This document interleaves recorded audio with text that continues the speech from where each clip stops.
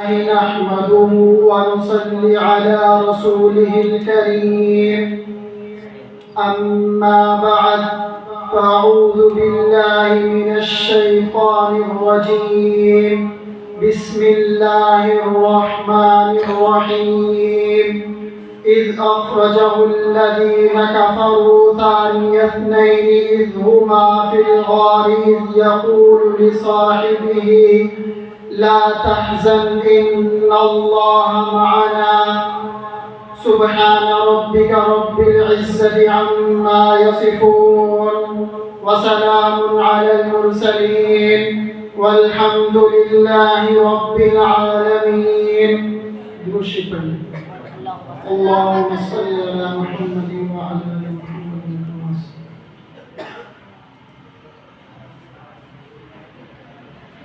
جیسا کہ آپ آج کو معلوم ہے کہ آج 22 جمادی الثانی ہے اور حضرت ابوبکر صدیق کا یوم وفات ہے، اور اسی سلسلے میں یہ آج کا پروگرام منعقد کیا گیا ہے. میں اور آپ سب اللہ تعالیٰ کی مخلوق ہیں. یہ جملہ تو تبلیغی بھائیوں نے یاد کرایا ہوا ہے کہ جو چیزیں آسمان اور زمین کے درمیان میں ہمیں نظر آ رہی ہیں یہ سب اللہ تعالیٰ کی مخلوقات ہیں، اور جو ہمیں نظر نہیں آ رہی یہ بھی اللہ تعالیٰ کی مخلوقات ہیں، جیسے ملائکہ ہیں، فرشتے ہیں، یہ سب اللہ تعالیٰ کی مخلوقات ہیں. اور کچھ ایسے جذبے ہیں جو ہمیں نظر نہیں آ رہے، جن میں سے ایک محبت کا جذبہ ہے، یہ بھی اللہ تعالیٰ کی مخلوق ہے. اور یہ محبت کسی کو زیادہ ملی، کسی کو کم ملی، جیسے اولاد کسی کو زیادہ ملی، کسی کو کم ملی، مال کسی کو زیادہ ملا، کسی کو کم ملا، علم کسی کو زیادہ ملا، کسی کو کم ملا، اسی طرح محبت کسی کو کم ملی، کسی کو زیادہ ملی.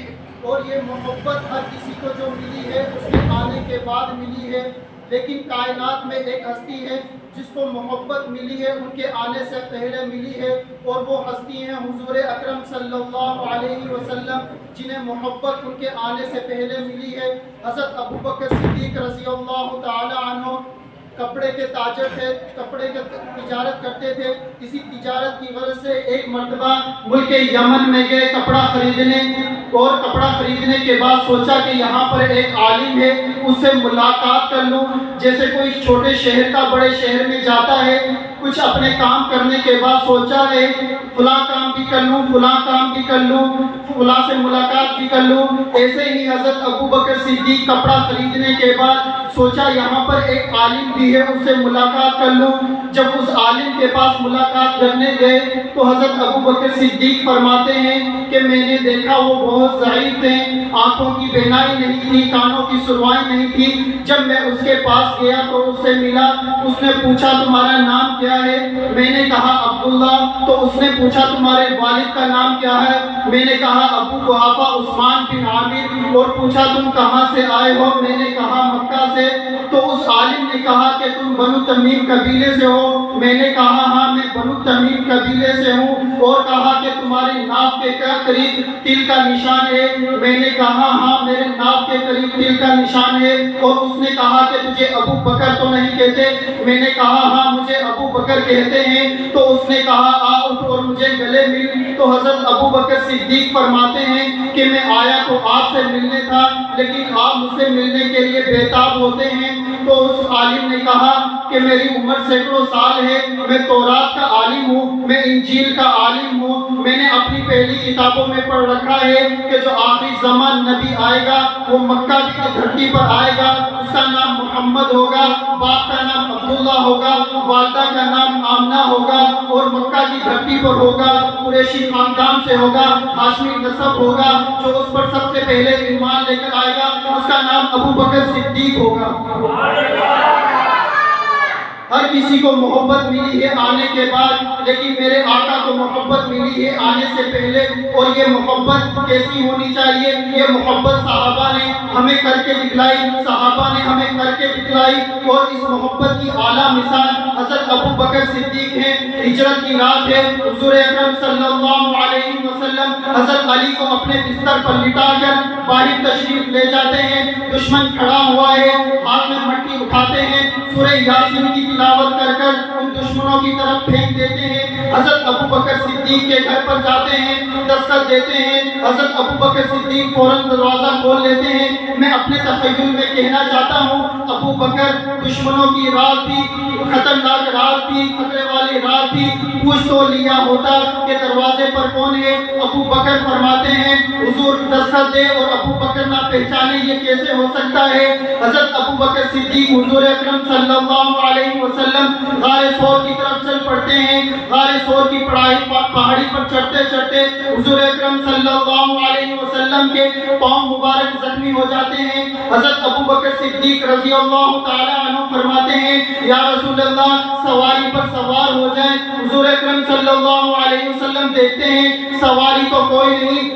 حضرت ابو بکر صدیق جھک جاتے ہیں اور فرماتے ہیں یا رسول اللہ میرے کاندھوں پر سوار ہو جائیں۔ حضور اکرم صلی اللہ علیہ وسلم حضرت ابو بکر صدیق کے کاندھوں پر سوار ہو جاتے ہیں۔ حضرت ابو بکر صدیق غار ثور کے دہانے پر پہنچ کر حضور اکرم صلی اللہ علیہ وسلم سے فرماتے ہیں یا رسول اللہ آپ باہر انتظار کریں، میں غار کا اندر معائنہ کر لوں، غار کا جائزہ کر لوں، غار کی صفائی کر لوں۔ حضرت ابو بکر صدیق غار کے اندر جاتے ہیں، دیکھتے ہیں غار میں سوراخ ہی سوراخ ہیں، اپنا امامہ اتارتے ہیں، اس کے ٹکڑے کرتے ہیں اور ان سوراخوں کو بند کرتے ہیں، ابھی بھی سوراخ باقی رہ جاتے ہیں۔ حضرت ابو بکر صدیق اپنی قمیض نکال کر ان سوراخوں کو بند کرتے ہیں، حتیٰ کہ ایک سوراخ باقی رہ جاتا ہے تو حضرت ابو بکر صدیق اس سوراخ پر اپنی ایڑی مبارک رکھ لیتے ہیں اور حضور سے فرماتے ہیں یا رسول اللہ اندر تشریف لائیں۔ حضور اکرم صلی اللہ علیہ وسلم اندر تشریف لاتے ہیں۔ حضرت ابو بکر صدیق اپنی گود کو جھولی بنا کر فرماتے ہیں یا رسول اللہ آپ لیٹ جائیے، اپنا سر مبارک میری گود میں رکھ لیجئے۔ حضور اکرم صلی اللہ علیہ وسلم اپنا سر مبارک حضرت ابو بکر صدیق کی گود میں رکھ لیتے ہیں، حضرت ابو بکر صدیق کی جھولی میں رکھ لیتے ہیں کہ اسی اسنا میں ایک کالا نیچے سے آ کر ڈس لیتا ہے۔ حضرت ابو بکر صدیق حرکت نہیں کرتے، کہیں رسول اللہ کو آرام میں خلل نہ آ جائے اور زہر اس کا سرائیت کرتے کرتے جسم میں پھیل جاتا ہے۔ حضرت ابو بکر صدیق حرکت نہیں کرتے، یہاں تک کہ آنکھوں سے آنسو جاری ہو جاتے ہیں اور وہ آنسو حضور اکرم صلی اللہ علیہ وسلم کے چہرہ انور پر وہ صحاب اللیل والے چہرے پر ٹپک پڑتے ہیں۔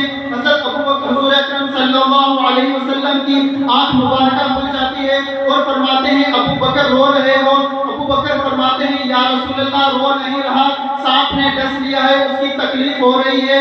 تو حضرت حضور اکرم صلی اللہ علیہ وسلم نے فرمایا لاؤ اپنی ایڑی اس طرف کرو۔ حضور اکرم صلی اللہ علیہ وسلم اپنا لعاب مبارک حضرت ابو بکر صدیق کی ایڑی پر لگاتے ہیں۔ میرے عقیدے کی شان دیکھیں، میں اسے بھی مانتا ہوں جس کی ایڑے پر حضور اپنا لعاب لگائے، میں اسے بھی مانتا ہوں جس کی آنکھوں میں حضور اپنا لعاب لگائے، میں اسے بھی مانتا ہوں جسے حضور اپنے بستر پر لٹائے، میں اسے بھی مانتا ہوں جس کی جھولی کو حضور اپنا بستر بنائے۔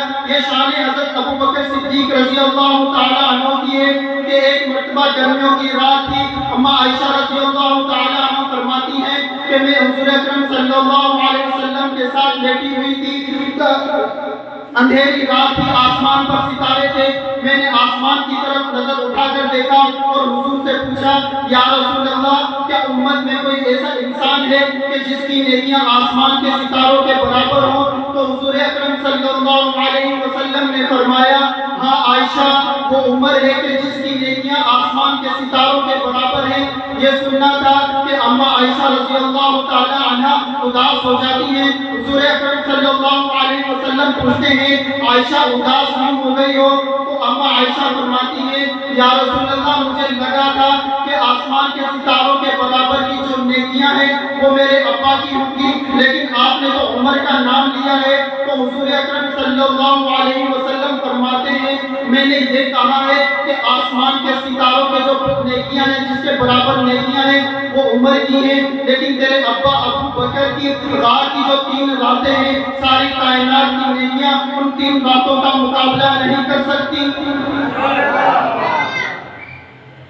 ایک شخص آیا حضرت علی رضی اللہ تعالی عنہ کے پاس، بعض سوالات معلومات کے لیے نہیں ہوتے، ان کا مطلب صرف شرارت ہوتا ہے۔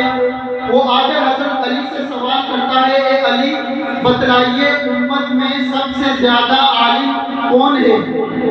اس کا یہ ذہن تھا کہ حضرت علی فرمائیں گے کہ میں ہوں، کیونکہ رسول اللہ صلی اللہ علیہ وسلم نے فرمایا تھا انا مدینہ العلم وعلی بابها، میں علم کا شہر ہوں اور علی اس کا دروازہ ہے۔ اور حضور نے ہی فرمایا تھا کہ تم امام اسے بناؤ جو تم میں سب سے زیادہ عالم ہو۔ حضرت علی رضی اللہ تعالی عنہ اس کے سوال کرنے کی شرارت کو سمجھ گئے۔ حضرت علی نے فرمایا امت میں سب سے زیادہ عالم ابو بکر ہے۔ اس نے فرمایا کیسے؟ کیا تم نہیں جانتے؟ حضرت علی فرماتے ہیں کہ حضور نے فرمایا تھا تم اسے امام بناؤ جو تم میں سب سے زیادہ عالم ہو، علم جانتا ہو۔ تو حضور نے ہی فرمایا تھا مروا ابا بکر فلیصلی بالناس، ابو بکر سے کہو کہ نماز پڑھائے۔ اسی پر بس نہیں، ایک مرتبہ حضرت ابو بکر صدیق آئے نہیں، صحابہ نے حضرت عمر رضی اللہ تعالی عنہ کو مصلی پر کھڑا دیا، صفیں بن گئی، اقامت لگ گئی۔ حضرت عمر رضی اللہ تعالی عنہ نے اللہ اکبر کہا، حضور کے کانوں میں آواز پہنچی، حضور نے آواز کو پہچان لیا کہ ابو بکر نہیں ہے۔ حضور نے چادر کو ہٹایا اور فرمایا لا لا لا، نماز نہیں ہوگی، نماز توڑ دو۔ ہاں مانا ابو بکر عمر ناطق بالحق ہے، عمر رب سے مانگا ہوا ہے، عمر مراد رسول ہے، لیکن ابو بکر کے ہوتے ہوئے کسی کو یہ حق نہیں کہ وہ مصلی پر کھڑا ہو۔ پھر اس نے دوسرا سوال یہ کیا کہ امت میں سب سے زیادہ بہادر کون ہے؟ تو اسے یہ لگا تھا کہ حضرت علی کہیں گے کہ میں ہوں، کیونکہ مرہب کو مارا تھا، خیبر کو فتح کیا تھا۔ تو حضرت علی رضی اللہ تعالی عنہ نے فرمایا امت میں سب سے بہادر حضرت ابو بکر صدیق ہیں۔ تو اس نے فرمایا وہ کیسے؟ تو حضرت علی نے فرمایا کہ جب حضور نے پارام کی چوٹی پر کھڑے ہو کر کلمہ نبوت کی دعوت دی تھی، توحید کی دعوت دی تھی، اس وقت میں تو بچہ تھا۔ جب بیت اللہ میں طائف کے موقع بیت اللہ میں پہلا تشدد ہوا تھا، اس وقت میں تو بچہ تھا، تو بھی نہیں تھا۔ جو اس وقت حضور کی داڑھ بنا تھا وہ ابو بکر تھا۔ پھر اس نے تیسرا سوال کیا کہ امت میں سب سے زیادہ سخی کون ہے؟ اب تو اسے یہ تھا کہ حضرت علی کہیں گے کہ میں ہوں، کیونکہ پہلے دن روزہ رکھا، فقیر آ گیا، دوسرے دن روزہ رکھا، قیدی آ گیا، تیسرے دن روزہ رکھا، یتیم مسکین آ گیا، پھر رب کا قرآن آ گیا۔ تو حضرت علی نے فرمایا امت میں سب سے زیادہ سخی حضرت ابو بکر صدیق ہیں۔ تو اس نے فرمایا وہ کیسے؟ تو حضرت علی نے فرمایا کہ تجھے تبوک کا موقع یاد نہیں جب حضور اکرم صلی اللہ علیہ وسلم نے اعلان کیا تھا کہ جو کچھ بھی ہے لے کر آ جاؤ؟ اس وقت حضرت عمر نے سوچا تھا کہ آج تو میں حضرت ابو بکر صدیق سے آگے بڑھ جاؤں گا، کیونکہ یار تو یار کے حالات سے آگاہی ہوتی تھی۔ حضرت عمر کو معلوم تھا کہ اس وقت ابو بکر کے پاس اتنا مال نہیں ہے، میں اتنا مال لے کر جاؤں گا تو حضور پوچھیں گے عمر کتنا لائے ہو؟ تو میں کہوں گا یا رسول اللہ اتنا لایا ہوں۔ جب حضور ابو بکر سے پوچھیں گے ابو بکر تم کتنا لائے ہو؟ تو ابو بکر کہیں گے میں اتنا لایا ہوں۔ لیکن حضور کے سوال نے کیفیت کو بدل دیا، حضور کے سوال نے انداز کو بدل دیا۔ حضور نے یہ نہیں پوچھا کہ عمر کتنا لائے ہو، حضرت عمر مال لے کر آ گئے۔ حضور نے پوچھا عمر لے کر آ گئے؟ فرمایا جی یا رسول اللہ لے کر آ گیا۔ فرمایا پیچھے کیا چھوڑ کر آئے ہو؟ فرمایا یا رسول اللہ آدھا لے کر آیا ہوں، آدھا چھوڑ کر آیا ہوں۔ حضرت ابو بکر صدیق مال لے کر آ گئے۔ حضرت ابو بکر صدیق سے پوچھا ابو بکر مال لے کر آ گئے؟ فرمایا جی یا رسول اللہ لے کر آ گیا۔ پیچھے گھر پہ کیا چھوڑا؟ فرمایا اللہ اور اس کے رسول کا نام چھوڑا۔ اور اسی پہ بس نہیں، حضرت ابو بکر صدیق دیوار پر تلاش کر رہے ہیں۔ اماں عائشہ پوچھتی ہیں ابا جان سب کچھ تو دے دیا ہے، اب کیا باقی رہتا ہے؟ فرمایا بیٹی یہاں پہ میں نے سوئی رکھی تھی، اسے تلاش کر رہا ہوں۔ وہ جب وہ دے دی، اس کے بعد رات کو جب لیٹے ہوئے ہیں تو کبھی اس کروٹ کبھی اس کروٹ۔ پھر اماں عائشہ فرماتی ہیں ابا جان اب تو ہر چیز دے دی ہے، اب کیا باقی رہ گیا ہے؟ تو حضرت ابو بکر صدیق فرماتے ہیں بیٹی نبی نے جس طرف سے مانگا ہے لگتا ہے اس بار کسی سخت دشمن سے مقابلہ ہے، اور ابو بکر نے اپنے جسم پر ایک عمدہ لباس پہنا ہوا ہے۔ اگلی صبح ہوتی ہے، حضرت ابو بکر صدیق اس لباس کو بیچ کر ایک ٹاٹ کا لباس خرید لیتے ہیں اور کانٹوں کو بطور بٹن استعمال کر لیتے ہیں۔ حضور کی محفل کی مجلس کی طرف جا رہے ہیں، ابھی حضور کی مجلس میں پہنچے نہیں کہ جبرائیل آتے ہیں۔ حضور اکرم صلی اللہ علیہ وسلم کی محفل میں جبرائیل نے ٹاٹ کا لباس پہنا ہوا ہے.